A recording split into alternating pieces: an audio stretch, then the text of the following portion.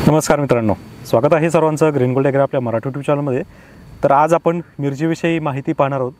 आपला जो प्लॉट आहे सर्वसाधारण आता 35 दिवसाचा झालेला आहे। उंची जेमतेम जवळजवळ 1.5 फूट 2 फुटापर्यंत आहे आणि आता कळ्या लागायला सुरुवात झालेली आहे। तर तुम्ही एकंदरीत कंडिशन पाहू शकताय की बऱ्याच लोकांचं असं म्हणणं होतं की तलवार जी व्हरायटी आहे ह्या व्हरायटीवर व्हायरस जो आहे खूप जास्त प्रमाणात येतो किंवा ही व्हरायटी जी आहे तर व्हायरसला बळी पडते। म्हणून आज मी तुम्हाला ह्या व्हरायटीचं पूर्ण कंडिशन दाखवणार आहे। त्यासोबत याच्यामध्ये आपण काय काय वापरलं आहे आणि पुढे जाऊन काय काय नियोजन करणार आहोत याची संपूर्ण माहिती आजच्या या व्हिडिओमध्ये मी तुम्हाला देणार आहे। जर तुम्ही मिरची उत्पादक शेतकरी असाल आणि तुम्ही जर मिरची करत असाल तर नक्कीच तुम्हाला कमी खर्चामध्ये उत्पादन कसं वाढवायचे याच्याविषयी माहिती आपल्या चॅनलवर नक्कीच चांगली मिळणार आहे आणि याच्यामध्ये तुम्हाला रिझल्टसुद्धा अतिशय चांगले मिळतील। त्यासोबतच आपण नैसर्गिक शेती, जैविक शेती आणि रासायनिक शेती यांचं एक संयोग करून आपण मिरचीवर किंवा इतर पिकांवर सुद्धा रिझल्ट घेत असतो। त्याचे व्हिडिओसुद्धा तुम्हाला आपल्या चॅनलवर पाहायला मिळतील। तर आज आपण एकंदरीत मिरचीच्या 1 महिन्याच्या नंतरच्या कालावधीमध्ये काय नियोजन करायचं आहे ज्याच्यामध्ये आपल्या मिरची पिकावर व्हायरस येणार नाही, मिरची ॲक्टिव्ह राहील, मिरचीवर स्ट्रेस पडणार नाही आणि उत्पादनावर सुद्धा त्याचा काहीही इफेक्ट होणार नाही। त्यासोबत उत्पादन कसं वाढवता येईल याची माहिती आजच्या या व्हिडिओमध्ये आपण पाहणार आहोत। तर शेतकरी मित्रांनो, जे शेतकरी आपल्या ग्रीन गोल्ड ॲग्रो चॅनलवर नवीन असतील त्यांनी चॅनलला सबस्क्राईब करा, सोबत नोटिफिकेशन बेल प्रेस करा म्हणजे आलेल्या व्हिडिओचं नोटिफिकेशन तुम्हाला मिळेल। तर मित्रांनो, ही जी व्हरायटी तुम्हाला दिसते तर ही व्हरायटी आहे तलवार। तर तलवार व्हरायटीमध्ये बऱ्याच शेतकऱ्यांनी हे सांगितलं होतं की या व्हरायटीवर आमचा असा अनुभव आहे की ही व्हरायटी जी आहे तर व्हायरसला खूप जास्त प्रादुर्भाव होतो किंवा या व्हरायटीवर व्हायरस येतो आणि तो कंट्रोल होत नाही। तर तुम्ही पाहू शकताय की सध्याच्या परिस्थितीमध्ये 1% व्हायरस आपल्या या मिरचीवर नाही आहे। याच्यावर 1 महिन्यामध्ये आपण फक्त 2 फवारण्या कीटकनाशक, बुरशीनाशकच्या साधारण केल्या आहेत। त्यासोबत 19-19-12-61 सुरुवातीच्या कालावधीमध्ये दिलेलं आहे आणि तुम्हाला सगळ्याच व्हिडिओमध्ये मी काय आपल्याला खत व्यवस्थापन करायचं आहे पहिल्या कालावधीमध्ये त्याची माहितीसुद्धा आपल्या प्रत्येक व्हिडिओमध्ये मी तुम्हाला देत असतो। त्यासोबतच याच्यावर बऱ्याच लोकांचं ऑब्जेक्शन होतं किंवा बऱ्याच लोकांना हे वेगळं काहीतरी वाटत होतं, म्हणून आज तुम्ही तुमच्या डोळ्याने सुद्धा मिरची पाहू शकताय की तुमच्यापेक्षाही भारी मिरची आलेली आहे। आणि विशेष म्हणजे तुमच्या एवढा खर्चसुद्धा मी केलेलं नाही। कमीत कमी खर्चामध्ये, कमीत कमी बजेटमध्ये चांगल्यात चांगलं उत्पादन कसं घ्यायचं एक हाच प्रामाणिक प्रयत्न असतो। तर आता मिरची जी आहे साधारण आपली 30 ते 35 दिवसाच्या कालावधीमध्ये आहे। तर आता नियोजन काय करायचं आहे, तर नियोजन करताना आपण या पुढच्या कालावधीमध्ये वॉटर सोल्युबल खतांवर थोडासा भर देणार आहोत। त्यासोबत सध्याच्या कालावधीमध्ये वातावरण बदलतं आहे, कमी दाबाचा पट्टा तयार झाल्यामुळे आपला विदर्भ असेल, मराठवाडा असेल किंवा अगदीच नागपूर विभाग असेल तर सध्या गारपीट होते, पाऊस पडतोय, आपल्याकडे सुद्धा ढगाळ वातावरण सध्याच्या परिस्थितीमध्ये पाहायला मिळतंय आणि अशा परिस्थितीमध्ये तुम्हाला कोकडा जो आहे हा जाणवू शकतो, कोकडा जाणवू शकतो किंवा थ्रिप्सचा थोड्याफार प्रमाणात अटॅक जाणवू शकतो, त्यासोबत मावासुद्धा जाणवू शकतो। तर याच्यासाठी येऊ नये किंवा जाणवू नये याच्यासाठी आपल्याला ताकंडीची एक फवारणी करायची आहे। त्यासोबत फुलकळी चांगली लागावी, कळी स्ट्रॉंग राहावी।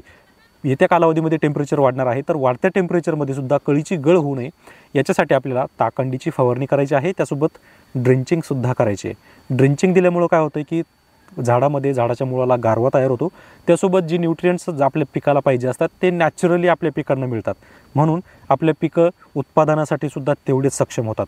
आज तुम्ही जर पाहिलं तर अगदी ह्या 1.5 फुटाच्या झाडाला सुद्धा जवळजवळ 20 कळी आत्ताच्या कंडिशनला लागलेली आहे। जी झाडं 2-2 फुटाची आहे त्या ठिकाणी 40-40 कळीपर्यंत लागलेली आहे आणि हेच खरा फरक आहे की रासायनिक शेतीमध्ये, प्युअर रासायनिक शेती आणि सगळं खत एकत्र करून किंवा प्रॉपर पिकांच्या गरजेनुसार खत देऊन आपण चांगलं उत्पादन घेऊ शकतो। त्यासोबतच आपण इतर पिकांमध्ये सुद्धा त्याचा वापर केलेला आहे, त्यामुळे नैसर्गिक खत सगळ्यात बेस्ट आहे किंवा आपले नॅचरल खतं जी आहेत, मग त्या अगदी शेणखत असेल, स्लरी असेल किंवा ताकंडी असेल, जीवामृत असेल, घनजीवामृत असेल, ह्या सगळ्याच गोष्टींमुळं उत्पादनावर चांगल्या प्रकारे फरक मिळतो। पण जे शेतकरी 100% डायरेक्टली डायव्हर्ट होतात त्या शेतकऱ्यांना हा रिझल्ट मिळत नाही, कारण जमिनीची आपण पूर्णतः कायापालट करायला पाहतो।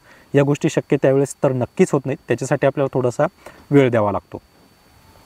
तर एकंदरीत आता आपलं नियोजन असं असणार आहे की साधारण 35 ते 40 दिवसामध्ये आपण एक 05234ची ड्रिंचिंग करणार आहोत, त्यासोबत ताकंडी याचीसुद्धा ड्रिंचिंग घेणार आहोत। यामुळे काय होणार आहे की कळी आपल्याला चांगल्या प्रकारात लागणार आहे, फुलकळी गळणार नाही, अजिबात गळणार नाही आणि त्याची आपण खूप चांगल्या प्रमाणात काळजी घेणार आहोत। जर आपल्याला काही प्रमाणामध्ये व्हायरस दिसायला लागलाच, शक्यतो आता या प्लॉटवर दिसणार नाही कारण इथे आपण ताकंडी ठेवलेलं आहे किंवा ताकंडी आपण याच्यावर मारतोय त्यामुळे दिसणार नाही, परंतु जरी सध्या तुम्हाला दिसत असेल तर तुम्ही ताकंडी द्रावण बनवून त्याचा स्प्रे घेऊ शकता। बनवून घेण्यापेक्षा मी असं म्हणेल की ज्यांच्याकडे तयार आहे त्या शेतकऱ्यांनी घ्या, ज्यांच्याकडे तयार नाही आहे त्यांनी आत्ताच तयार करून ठेवा आणि शक्यतो पुढच्या तुम्हाला 2 महिने 3 महिने पुरेल एवढं तयार करून ठेवा। याचं फायदा असा होतो की त्याची क्वालिटी चांगली तयार होते आणि परिणामी त्याचे रिझल्टसुद्धा आपल्याला खूप चांगले मिळतात. आता ज्या शेतकऱ्यांना माल फुगवायचा आहे आणि रासायनिक जास्त प्रमाणात वापरतात त्यांनी शक्यतो कॅल्शियम, झिंक आणि बोरॉन या 3 घटकांचा स्प्रे किंवा ड्रिंचिंग या दोन्ही माध्यमातून तुम्ही देऊ शकता आणि ते शक्यतो द्या. आणि फवारणी देताना शक्यतो सिलिकॉन बेस स्टिकर याच्यामध्ये वापरत चला किंवा सिलिकॉन तरी वापरत चला. सिलिकॉनमुळे काय होतं की पहिली गोष्ट पेशी विभाजन होतं. पेशी विभाजन झाल्यामुळं झाडाची वाढ जी आहे तर ती खुंटत नाही. आणि सिलिकॉन बेस स्टिकर का तर सध्या वातावरण पण बदलतं आहे. तुमच्याकडं जर सिलिकॉन नसेल तर सिलिकॉनऐवजी सिलिकॉन बेस स्टिकरसुद्धा तुम्ही त्याच्यामध्ये घेऊ शकता की जे झाडावर चिकटून राहतं आणि प्रकाशसंश्लेषण क्रिया वाढवतात. आणि यामुळं झाडाला एक गती तयार होते आणि परिणामी आपल्या झाडावर आपलं झाड जे आहे वेग पडत नाही आणि उत्पादन कायमस्वरूपी राहतं. तर एकंदरीत अशा पद्धतीने नियोजन जर तुम्ही केलं तर उत्पादनामध्ये चांगली भर पडू शकते. याच्या व्यतिरिक्त जर तुम्हाला काही अडचण जाणवत असेल जी नवीन आहे किंवा ज्याच्यावर तुम्हाला कंट्रोल मिळत नाही आहे, खूप काही उपाय करून थकलात, तर एकदा नक्की मला व्हॉट्सअप करा. माझा व्हॉट्सअप नंबर मी तुम्हाला स्क्रीनवर देत आहे. जर तुम्हाला काही शंका असेल तर तुम्ही व्हॉट्सअपवर सुद्धा मला फोटो वगैरे पाठवून मी तुम्हाला त्याच्यावर चांगल्या प्रकारचं सोल्युशन देऊ शकतो. मित्रांनो, मिरची हे पीक असं आहे की ज्या पिकावर शक्यतो शेतकरी कंट्रोल करत नाही, कारण शेतकरी चालतो हा दुसऱ्याच्या डोक्यानं. आणि दुसऱ्याचं डोकं असं असतं की तो माणूस माझ्याकडं 4 वेळा आलाच पाहिजे, त्यावेळेसच ते मला परवडतं, किंवा मला जरी काही कळत नसलं तरी त्याने मला विचारलं पाहिजे. अशा मेंटॅलिटीचे लोक असतात. म्हणून शेतकरी शक्यतो तोट्यामध्ये जातो आणि 100% जातोच. त्यासाठी आपल्याला पाहिजे प्रॉपर 100% अचूक गायडन्स आणि कमीत कमी खर्चामध्ये सोल्युशन. या दोन्ही गोष्टी तुम्हाला ग्रीन गोल्ड ॲग्रीच्या चॅनलमार्फत 100% मिळत राहतील. जर तुम्ही मिरची शेतकरी असाल तर 100% आपल्या सगळ्या व्हिडिओ सेव्ह करून ठेवा. तुम्हाला वेळोवेळी आपल्या व्हिडिओ उपयोगी पडणार आहेत आणि त्याचा तुम्हाला फायदा देखील 100% होईल. तर तुम्हाला पुढच्या व्हिडिओमध्ये नक्की काय माहिती पाहिजे मिरचीविषयी ते मला सांगा. त्याच्याविषयी मी तुम्हाला 100% पूर्ण माहिती देईल. तसेच बदलत्या वातावरणामध्ये आपल्या पिकाची काळजी घ्या आणि शक्यतो व्हायरस येण्याची वाट पाहू नका.